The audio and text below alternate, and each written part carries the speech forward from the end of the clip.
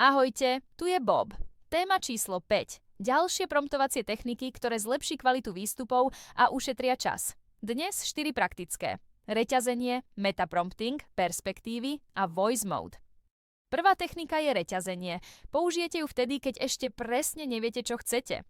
Namiesto jedného veľkého zadania idete po krokoch. Najprv široká otázka, potom spresnenie, potom finálny výstup. Napríklad, navrhni 10 aktivít k téme ľudské práva. Potom, vyber 2 vhodné pre 15-ročných a prispôsob ich na 10 minút.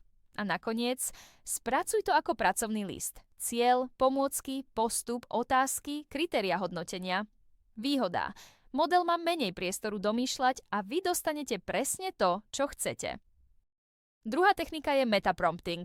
Keď neviete napísať dobrý prompt, nechajte AI, nech vám ho navrhne. Napríklad, pomôž mi napísať prompt, aby si mi vedel vytvoriť test z biológie pre druhý ročník. Najprv sa ma opýtaj 5 otázok, ktoré potrebuješ vedieť. AI zistí kontext, navrhne šablónu promptu a vy ju len používate opakovane. Toto je veľmi efektívne pre učiteľov, ktorí chcú konzistentné výstupy.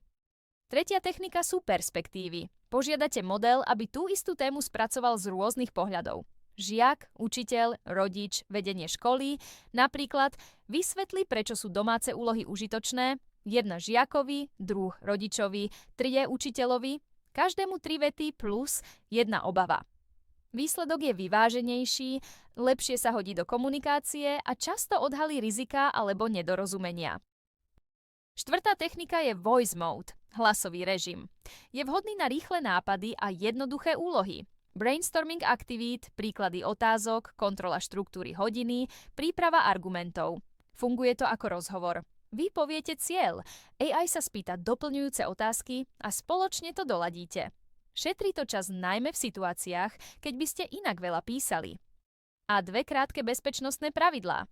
Vždy si pýtajte jasný formát výstupu a pri faktoch žiadajte zdroje alebo označenie neistoty. Aj pri najlepšej technike platí, používateľ je zodpovedný za výsledok.